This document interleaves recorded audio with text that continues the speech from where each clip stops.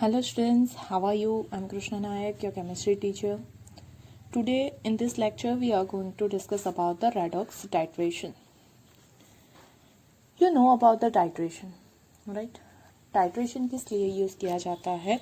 तो जो ऑक्सीडेंट या रिडक्टेंट हम यूज़ करते हैं, ओके, या जो भी आपने एसिड बेस टाइट्रेशन के बारे में पढ़ा होगा, ओके, तो कोई एसिड या बेस की स्ट्रेंथ कितनी है वो हम आइडेंटिफाई करने के लिए क्या करते हैं, तो टाइट्रेशन यूज़ करते हैं। रेडॉक्स टाइट्रेशन है मतलब कि यहाँ पे हम जो भी reducing agent and oxidising agent use कर रहे हैं उसकी स्ट्रेंथ कितनी होगी वो जानना है। Then we have to carried out this redox titration. जैसे कि रेडॉक्स टाइट्रेशन नाम ही इंडिकेट करता है कि उसमें during titration oxidation and reduction reaction carried out होगी। Okay, redox titration involves the process of oxidation and reduction. Okay, वो oxidation and reduction process दोनों उसमें इन्वॉल्व होंगे, तभी उसे क्या कहा जाता है, रेडॉक्स टाइट्रेशन। ओके, जैसे कि मैंने पहले ही बोला टाइट्रेशन किस लिए यूज़ होता है, तो टाइट्रेशन जो भी आप टाइट्रेशन के दौरान यूज़ कर रहे हो उसकी स्ट्रेंथ कितनी है, ओके, उसकी कॉन्सेंट्रेशन आपको फाइंड आउट करनी है। देन हम क्या करते हैं, तो टाइट्रेशन कैरिड आउट करते हैं। एसिड बेस्ड टाइट्रेशन के थ्रू हम अगर कोई अननोन एसिड और बेस है जिसकी हमें स्ट्रेंथ नहीं पता है, उसकी कॉन्सेंट्रेशन नहीं पता है, तो हम उससे फाइंड आउट कर सकते हैं। ओके, यहाँ पे रेडॉक्स रिएक्शन है तो उसमें एक होगा ऑक्सीडाइजिंग एजेंट, एक होगा रिड्यूसिंग एजेंट, तो उसकी स्ट्रेंथ क्या है वो हम इसके दौरान फाइंड आउट कर सकते हैं। ओके, चलो, तो कॉमन ऑक्सीडाइजिंग एजेंट कौन कौन से यूज होते हैं टाइट्रेशन के लिए वो देख लेते हैं, एंड जो कॉमन रिड्यूसिंग एजेंट है टाइट्रेशन के दौरान यूज होते हैं उनको हम देख लेते हैं। ओके, तो कॉमन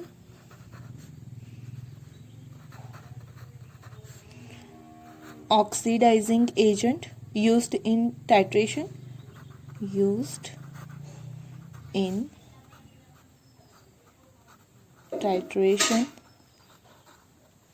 ओके, कौन कौन से यूज होंगे, तो KMnO4,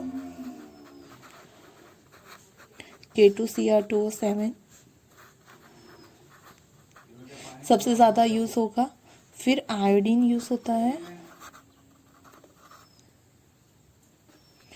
आयोडीन यूज होता है as a IO3 minus ion के फॉर्म में, सॉरी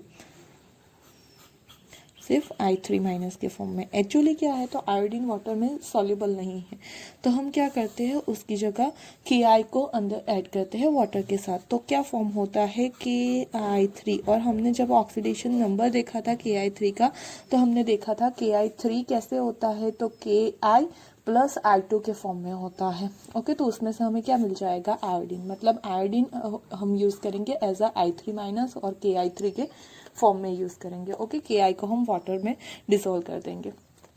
चलो, अब ये हो गया हमारा ऑक्सीडाइजिंग एजेंट। ये हम जो है वो ड्यूरिंग रेडॉक्स रिएक्शन, ये जो रिएक्टेंट आप देख रहे हो वो as a oxidising agent use होंगे। अब रिड्यूसिंग एजेंट देख लेते हैं। Common reducing agent used in titration. Okay, चलो, वो कौन कौन से है, तो oxalic acid, oxalate ion, Fe+2 के जो भी सॉल्ट होंगे वो यूज होंगे।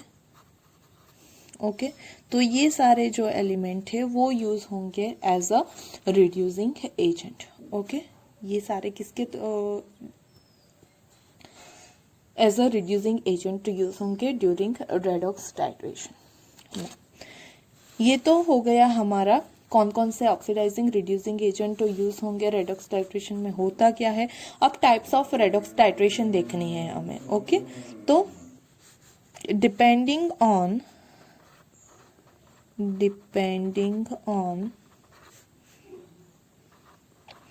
the nature of oxidizing agent, types of redox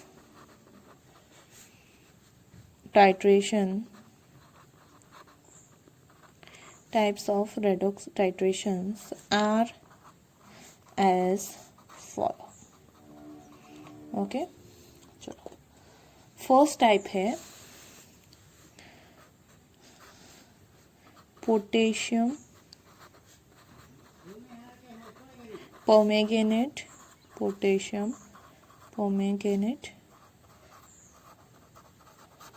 titration. Potassium permanganate मतलब KMnO4, उसके थ्रू जो टाइट्रेशन होगा वो। ओके, ऑक्सीडाइजिंग एजेंट हम कौन सा यूज करेंगे, पोटेशियम परमैंगनेट। चलो क्या करना है, कैसे होता है वो देख लेते हैं हम। तो इन दिस टाइट्रेशन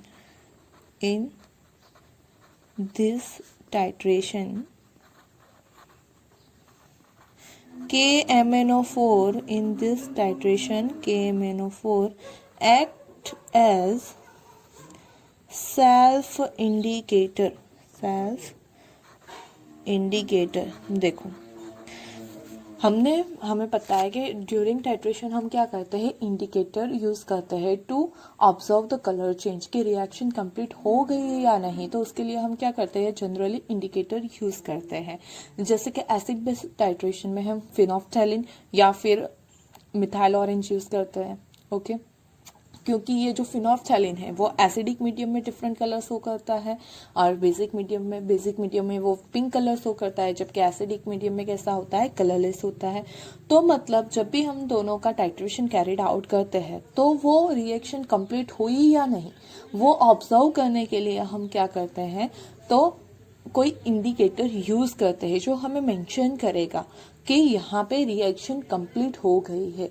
और रिएक्शन कंप्लीट होगी तभी हमें पता चलेगा कि दूसरे की हम स्ट्रेंथ फाइंड आउट कर सकते हैं। एक की स्ट्रेंथ पता हो, दूसरे की फाइंड आउट करनी हो, तभी टाइट्रेशन यूज किया जाता है।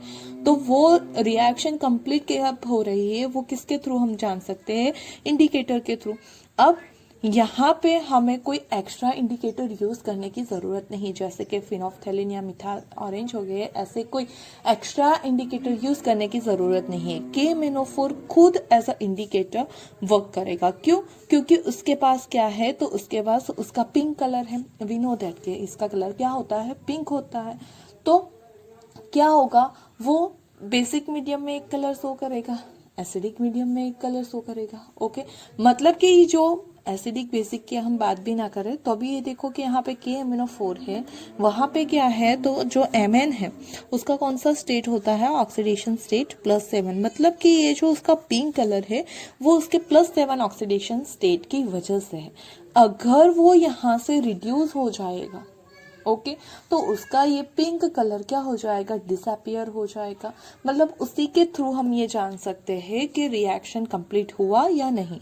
तो यहाँ पे कोई और हमें इंडिकेटर यूज करने की जरूरत नहीं है। ये पिंक कलर अगर डिसअपियर हो जाएगा तो हम बोल सकते हैं कि ये रिएक्शन यहाँ पे कंप्लीट हो गई, पूरा का पूरा Mn+7 जो है वो रिड्यूस हो गया है। ओके, तो इस तरह से हम KMnO4 में वो as a self indicator work करेगा, हमें दूसरा कोई इंडिकेटर यूज करने की जरूरत नहीं है। ओके, चलो अब ये किसके साथ यूज होता है, तो common reducing agent like FeSO4, या फिर वो एक्ट करता है मोर सॉल्ट के साथ। ओके, उसके अगेंस्ट हम टाइट्रेशन कर सकते हैं। मोर सॉल्ट जो है उसकी फॉर्मूला होती है NH4 twice SO4 into FeSO4 into 6H2A Mohr salt की फॉर्मूला है। Okay, ammonium ferrous sulphate okay चलो, या फिर हम यूज कर सकते हैं oxalic acid, and also we can use oxalate ion and oxalates, okay etcetera as a reducing agent यहाँ पे यूज होंगे। जैसे कि हमने यहाँ पे कॉमन देखा था, आगे वही है, oxalic acid, oxalate and Fe+2 के सॉल्ट। तो वो एक डायरेक्ट हो गया फेरस सल्फेट और दूसरा हो गया मोर सॉल्ट। ओके चलो, वो क्या होंगे, तो are titrated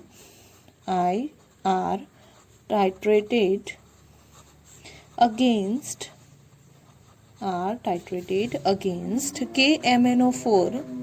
KMnO4 as oxidizing agent in acidic medium, okay वो as a oxidising agent work करेंगे एसिडिक मीडियम में। चलो मतलब KMnO4 as a oxidising agent, ये जो है as a reducing agent work करेंगे, और हमें मीडियम कौन सा रखना है, एसिडिक। हमें ये पता है कि जो KMnO4 है वो बहुत ज़्यादा स्ट्रॉन्ग ऑक्सीडाइजिंग एजेंट है, वो एसिडिक मीडियम हो, बेसिक मीडियम हो या फिर न्यूट्रल मीडियम हो, वो तीनों मीडियम में क्या करता है, as a oxidising agent work करता है। ओके और उसके लिए मैंने आपको बताया था, अगर एसिडिक मीडियम होगा तो एसिडिक मीडियम में जो Mn है वो +7 में से कहाँ पे रिड्यूस होता है, +2 में रिड्यूस होता है। ओके एसिडिक मीडियम होगा तो वो +7 से +2 में रिड्यूस होता है। ओके तो यहाँ पे क्या रिएक्शन हो जाएगी, तो यहाँ पे कुछ ऐसे रिएक्शन हो जाएगी। सपोज के हमने फेरस सल्फेट के साथ उसका एग्जांपल देख लेते हैं कैसे रिएक्शन करेगा वो। तो क्या करेगा, हमारे पास KMnO4 है, ओके एसिडिक मीडियम है, मतलब कि हमने कोई भी एक एसिड इसमें ऐड किया हुआ है, सपोज हमने H2SO4 ऐड किया हुआ है। ओके तो KMnO4 प्लस H2SO4, तो वो क्या करेगा, K2SO4 फॉर्म करेगा प्लस MnSO4 फॉर्म करेगा, ओके प्लस H2O, और मेन चीज वो नेसेंट ऑक्सीजन फॉर्म करेगा। ओके नेसेंट ऑक्सीजन का मतलब एक सिंगल ऑक्सीजन एटम को फॉर्म करता है। ओके वो क्या करेगा, नेसेंट ऑक्सीजन एटम फॉर्म करेगा। अब ये जो ऑक्सीजन है वो किसी भी कंपाउंड को इजीली ऑक्सीडाइज कर सकता है। ओके तो हमारे पास दूसरा कौन है, FeSO4 हमने लिया है, तो FeSO4 एसिडिक मीडियम है। ओके और प्लस ये जो नेसेंट ऑक्सीजन यहाँ पे फॉर्म हो रहा है वो ऑक्सीडाइज करेगा किसे, तो फेरस सल्फेट को। मतलब यहाँ पे हो जाएगा हमारा, यहाँ पे फॉर्म होगा Fe2SO4 थ्राइस, ओके और प्लस हो जाएगा H2O बराबर।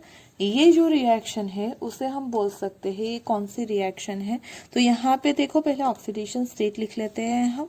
तो जो पोटेशियम परमैंगनेट है उसमें मैंगनीज का ऑक्सीडेशन स्टेट +7 है, वो रिड्यूस होके यहाँ पे हो रहा है +2। ओके SO4 -2 होता है तो ये हो जाएगा +2।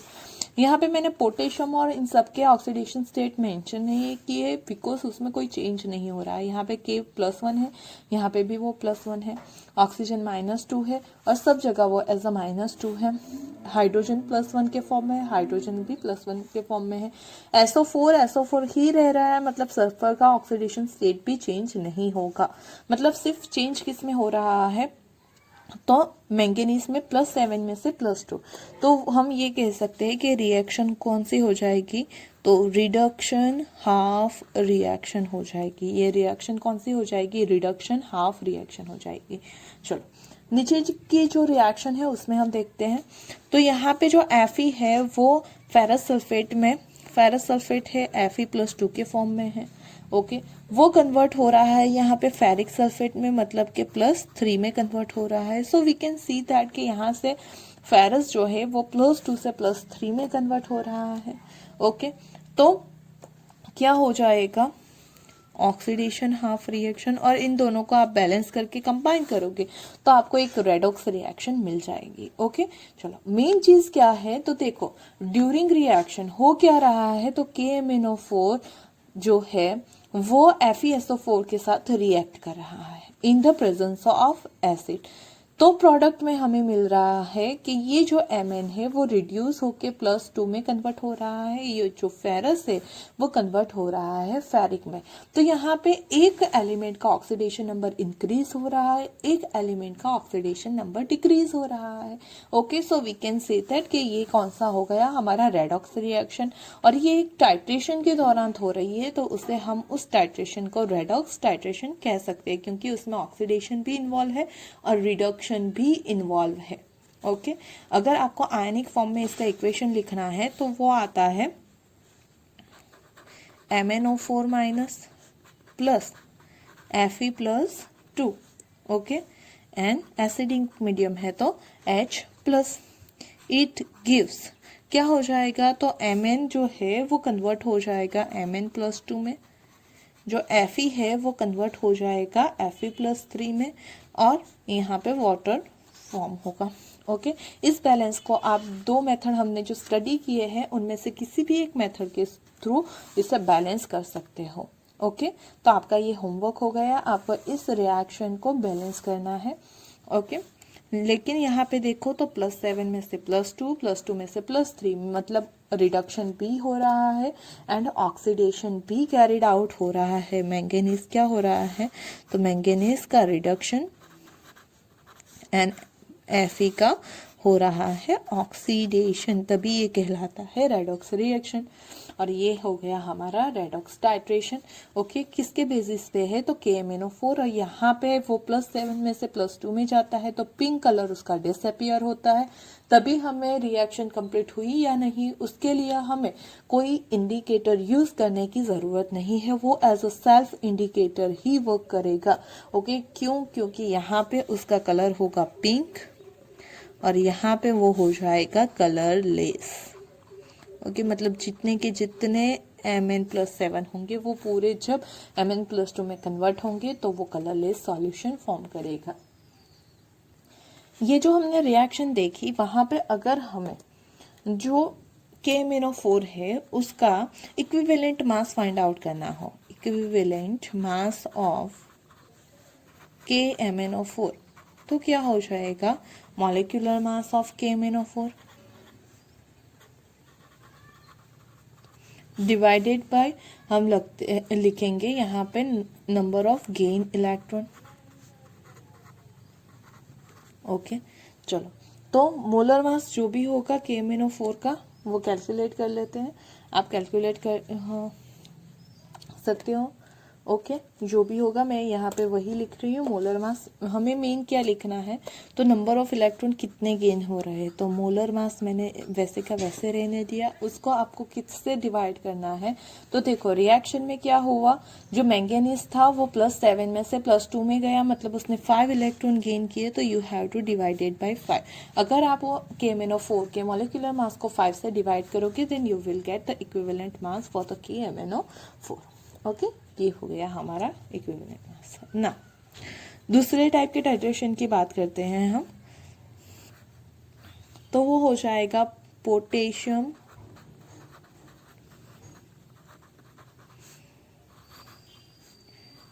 डाइक्रोमेट, पोटेशियम डाइक्रोमेट मतलब कि K2Cr2O7 टाइट्रेशन।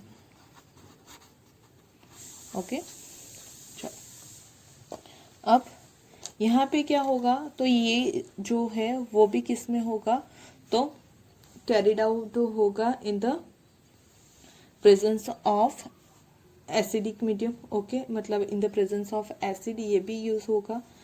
यहाँ पे हम ये बोल सकते हैं, तो K2Cr2O7 can be used as oxidizing agent in the presence of dilute H2SO4। Okay, चलो रिएक्शन क्या हो जाएगी, तो यहाँ पे हमारे पास K2Cr2O7 है, के जो पोटेशियम है उसके चार्ज में कोई डिफरेंस नहीं होगा, तो हम लिख सकते हैं डायरेक्ट, उसका इक्वेशन भी लिख सकते हैं हम। देखो पहले हम उसका नॉर्मल रिएक्शन लिखते थे, फिर आयनिक इक्वेशन लिख लेंगे। तो यहाँ पे K2Cr2O7 है, ओके, उसके अंदर कौन है, H2SO4 है, तो ये हो गया ना। K2Cr2O7 प्लस H2SO4, तो क्या फॉर्म करेंगे वो लोग, तो फर्स्ट यहाँ पे फॉर्म होगा K2SO4, ओके, प्लस, एक मिनट मैंने आगे शायद गलत लिखा है, नहीं सही है, K2 ही है, ओके। तो K2SO4 प्लस वो फॉर्म करेगा यहाँ पे Cr2SO4 थ्राइस, एंड प्लस यहाँ पे फॉर्म होगा water and again nascent oxygen, मतलब एक सिंगल ऑक्सीजन एटम फॉर्म होंगे। ओके, आप बैलेंस करोगे तो आपको नंबर ऑफ ऑक्सीजन एटम कितने फॉर्म हो रहे हैं वो भी मिल जाएंगे। नाउ यहाँ पे देखो, तो दूसरा हम कोई भी ले लेते हैं, फेरस सल्फेट ही ले लेते हैं, जो हमने अगले प्रैक्टिकल में यूज़ किया, मतलब अगले रिएक्शन में। FeSO4 साथ में है H2SO4, और ये जो नेसेंट ऑक्सीजन फॉर्म हुआ वो यूज़ होगा यहाँ पे, और वो कन्वर्ट करेगा Fe को Fe+2 को Fe+3 में, मतलब फेरिक सल्फेट फॉर्म होगा, प्लस H2O। नाउ सी, यहाँ पे जो है वो पोटेशियम डाइक्रोमेट में क्रोमियम का जो है ऑक्सीडेशन स्टेट कितना आएगा, 6, ओके, 7 2 ज़ा 14, 14 में से ये निकाल दो तो 12, 12/2 तो हो गया 6। Cr2O4 थ्राइस में Cr का कितना आएगा क्रोमियम का, तो देखो SO4 होता है -2, वैसे 3 है तो -6, -6/2 तो हो जाएगा 3, तो ये हो गया +3। ओके, मतलब जो क्रोमियम है वो +6 से +3 में कन्वर्ट होता है। ओके, और यहाँ पे उसका ऑक्सीडेशन स्टेट रिड्यूस हो रहा है, so we can say that it is a reduction half reaction. Okay, चलो अब नीचे का इक्वेशन की बात करते हैं, तो यहाँ पे Fe+2 के फॉर्म में है, फेरस के फॉर्म में है, यहाँ पे +3 फेरिक के फॉर्म में है। Fe का ऑक्सीडेशन स्टेट बढ़ रहा है, so it is oxidation half reaction. अगर आप इन दोनों को बैलेंस करके कंबाइन करोगे तो you will gate overall reaction. Okay, now मैं यहाँ पे सिर्फ आयनिक इक्वेशन लिख रही हूँ। आयनिक इक्वेशन क्या हो जाएगा, तो आयनिक इक्वेशन में हमें उसे ही मेंशन करना है जिसका ऑक्सीडेशन स्टेट इंक्रीज डिक्रीज हो रहा हो, या फिर वो मेंशन करता है एसिडिक या बेसिक मीडियम। मतलब यहाँ से हम ले लेंगे, सिर्फ पोटेशियम का नहीं हो रहा है तो उसे निकाल दिया हमने, तो हो जाएगा dichromate ion. Okay, Cr2O7 -2, 2 potassium निकाल दिए तो -2, प्लस FeSO4 में से SO4 में कोई चेंज नहीं आ रहा है, तो यहाँ पे लिख देंगे हम Fe+2, और H2SO4 एसिड क्या करते हैं, प्रोटॉन डोनेट करते हैं, वो एसिडिक मीडियम शो करते हैं, तो यहाँ पे H+SO4 में वैसे भी कोई चेंज नहीं आ रहा है। इट गिव्स Cr2O7 है वो किस में कन्वर्ट हो रहा है, Cr+3 में कन्वर्ट हो रहा है, प्लस Fe जो है वो Fe+3 में कन्वर्ट हो रहा है, and we will get H2O। Okay, तो इस इक्वेशन को भी आपको इन होमवर्क बैलेंस करना है। ओके, ये रेडॉक्स रिएक्शन हो गया। यहाँ पे आप देख सकते हो कि जो Cr2O7 है, क्रोमियम जो है वो क्या हो रहा है, तो रिडक्शन हो रहा है क्रोमियम का, और जो Fe है, ओके, Fe का क्या हो रहा है, तो ऑक्सीडेशन हो रहा है। तो ये रेडॉक्स रिएक्शन हो गई। यहाँ पे अगर हमें क्या करना हो, इक्विवेलेंट मास फाइंड आउट करना हो, तो कैसे फाइंड आउट करेंगे, इक्विवेलेंट मास ऑफ K2Cr2O7, तो यहाँ पे हो जाएगा molar mass divided by number of gain electron. Okay, चलो मोलर मास मैंने एज इट इज रहने दिया है, you can replace that, and number of gain electron कितने होंगे, तो देखो यहाँ पे +6 में से +3 हुआ, मतलब 3 ऑक्सीडेशन नंबर उसका डिक्रीज हुआ। एक क्रोमियम के लिए 3 डिक्रीज हुआ, तो 2 के लिए कितना होगा, 6, मतलब यहाँ पे we have to divided by 6, तो डिवाइडेड बाय 6 करने से हमें क्या मिल जाएगा, equivalence mass of potassium dichromate. Okay चलो नाउ जो थर्ड वन है वो है हमारा आयोडोमेट्री और आयोडीमेट्री टाइट्रेशन। ओके थर्ड में हम दो देखेंगे, आयोडो एंड आयोडी, दोनों में डिफरेंस क्या है वो पहले देख लेते हैं। Iodimetry titration, iodimetry and iodometry. जैसे कि हमने स्टार्टिंग में देखा था कि हम मेनली 3 जो है उसका क्या करेंगे तो यूज करेंगे as a oxidising agent, potassium permanganate, potassium dichromate and दूसरा हो गया था iodine as a I3 minus ion. Okay चलो तो हमने 2 के लिए तो देख लिया। अब जो आयोडीन था उसके बेसिस पे 2 टाइप है, आयोडीमेट्री एंड आयोडोमेट्री। पहले देख लेते हैं कि उन दोनों का डिफरेंस क्या है। Okay this both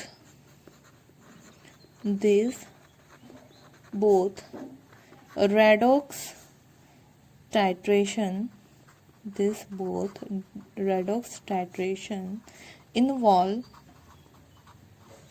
iodine.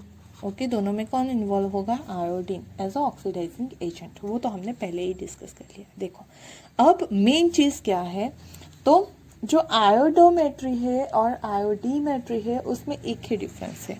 वो डिफरेंस क्या है वो देख लेते हैं। तो आयोडीमेट्री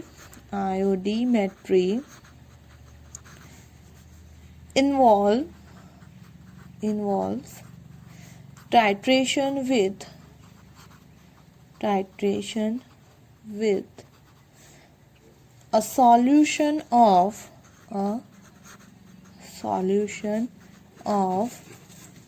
आयोडीन। ओके वो क्या करेगा, तो जो सॉल्यूशन होगा आयोडीन का उसके साथ टाइट्रेशन होगा। जब आयोडोमेट्री में क्या होगा, iodometry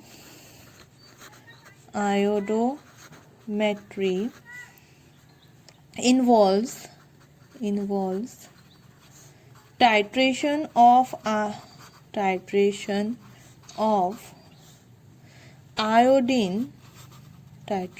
of iodine liberated in chemical reaction। देखो समझो दोनों बातों को। ओके आयोडीमेट्री टाइट्रेशन में हम आयोडीन को डायरेक्ट यूज करेंगे। ओके पहले से हमने सॉल्यूशन में आयोडीन रखा होगा उसी का टाइट्रेशन करेंगे तो वो कहलाएगा आयोडीमेट्री टाइट्रेशन।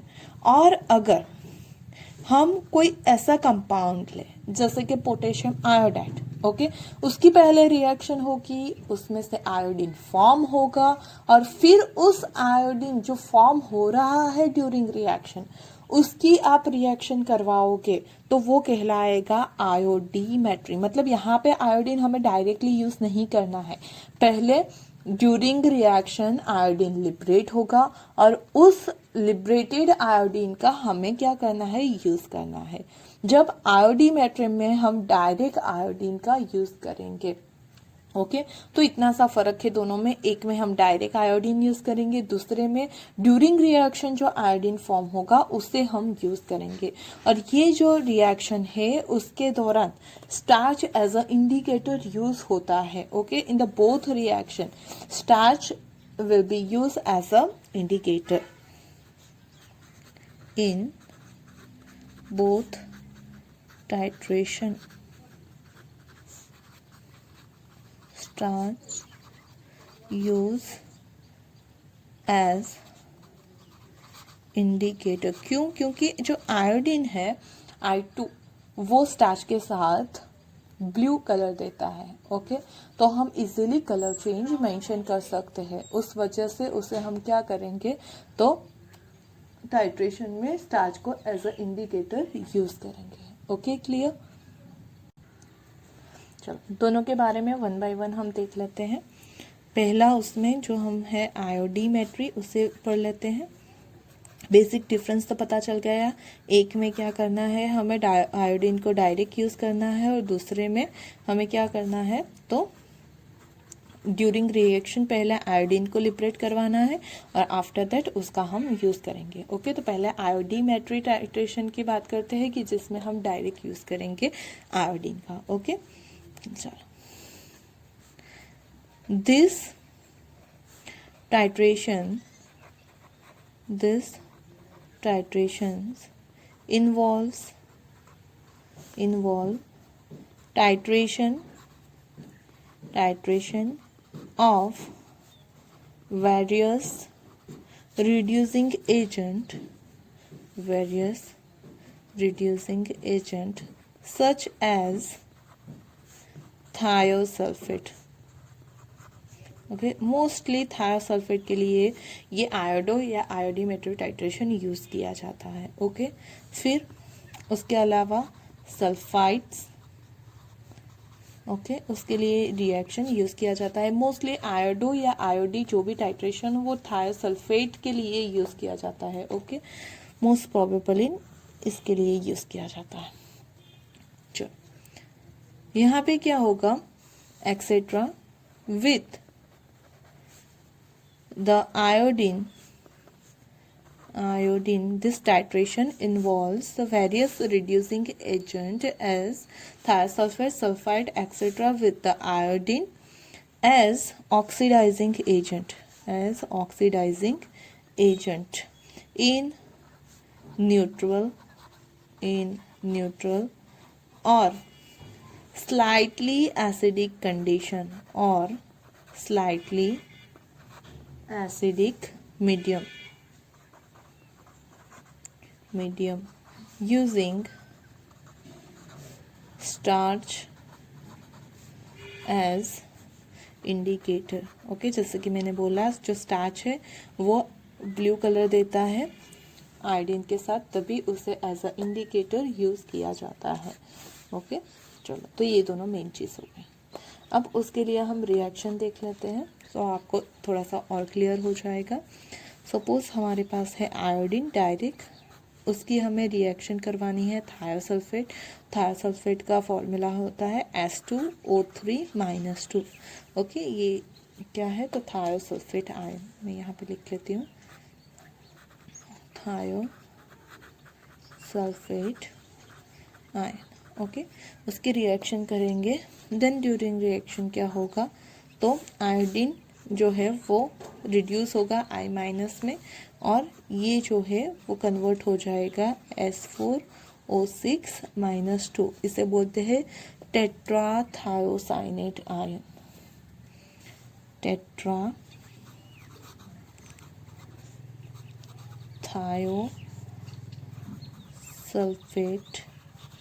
आयन. ओके, मतलब S2O3 कन्वर्ट हो जाएगा S4O6 में. ओके, तो यहाँ पे पहले ब्लू कलर होगा सॉल्यूशन का, आयोडीन जो स्टार्च के साथ देता है ब्लू कलर, और उसके बाद वो कलर रिमूव हो जाएगा. ओके, कलरलेस हो जाएगा. तो यहाँ पे वो कलर भी लिख लेती हूँ मैं. स्टार्च के साथ पहले होगा ब्लू कलर और आफ्टर रिएक्शन यहाँ पे हो जाएगा वो कलरलेस.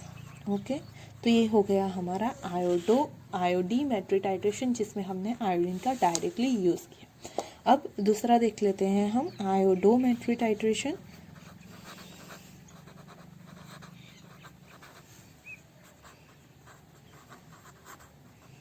ओके, चलो, आयोडीमेट्री टाइट्रेशन में क्या होगा, तो this titration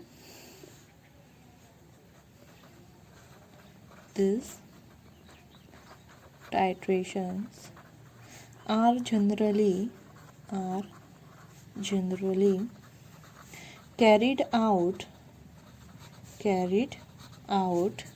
in 2 step. Okay, ये कितने स्टेप में कैरिड आउट होगा, 2 स्टेप में. ऑब्वियस है, क्योंकि यहाँ पे हम डायरेक्ट आयोडीन का यूज़ नहीं कर रहे हैं. पहले हमें आयोडीन को लिबरेट करवाना है, उसके बाद उसका टाइट्रेशन करवाना है. ओके, तो वो 2 स्टेप में होगा. फर्स्ट स्टेप में क्या होगा, तो in first step iodine is liberated as a result of chemical reaction between oxidizing agent, between oxidizing agent such as KMnO4, K2Cr2O7 and CuSO4. Okay, और वी कैन यूज पेरोक्साइड। कोई भी एक oxidising agent ले लेना है, उसकी reaction करवानी है हमें किसके साथ, एंड एक्सेस KI के साथ, एक्सेस ऑफ KI के साथ। ओके, तो ये फर्स्ट स्टेप हो गया, उसमें हमें करवानी है रिएक्शन, कोई ऑक्सीडाइजिंग एजेंट उसकी KI के साथ रिएक्शन करवानी है, ऑक्सीडाइजिंग एजेंट विथ KI। तो रिएक्शन में क्या होगा, अगर हमारे पास कोई भी है, ओके, और ये हमने ले लिया MnO4 माइनस, ओके, KI हो गया, मतलब उसमें हो गया I माइनस, और एसिडिक मीडियम में ही होता है मोस्टली, तो Mn जो है वो कन्वर्ट हो जाएगा Mn+2 में, और साथ ही में वो लिबरेट करके देगा I2, ओके, और plus H2O। You can balance this reaction. Okay, now अब ये जो I2 फॉर्म हो रहा है वो दूसरे स्टेप में क्या करेगा, यूज करेगा। तो in second step the iodine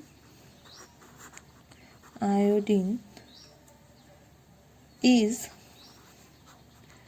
titrated against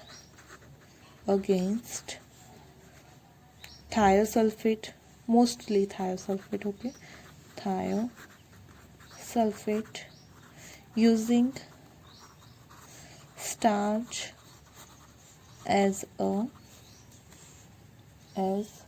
an indicator, starch as an indicator। Okay, तो चलो यहाँ पे क्या हो गया, तो रिएक्शन हमारी कुछ इस तरह से हो जाएगी। जो I2 लिबरेट हुआ यहाँ से, ओके, वही I2 मैंने यहाँ पे यूज़ कर लिया है, plus H2O3-2 thiosulfate ion, it gives H2O4-2 O6-2, और प्लस आयोडीन कन्वर्ट हो जाएगा I माइनस में। ओके, तो यहाँ पे भी सेम होगा, ये जो ब्लू कलर है वो कन्वर्ट हो जाएगा कलरलेस में, क्योंकि हम यहाँ पे क्या यूज़ कर रहे हैं, तो स्टार्च इंडिकेटर यूज़ कर रहे हैं, और ये जो आयोडीन है वो यही है जो रिएक्शन में हमने प्रोड्यूस किया। ओके, और ये जो दोनों हैं वो हो जाएंगे आपके थायोसल्फेट आयन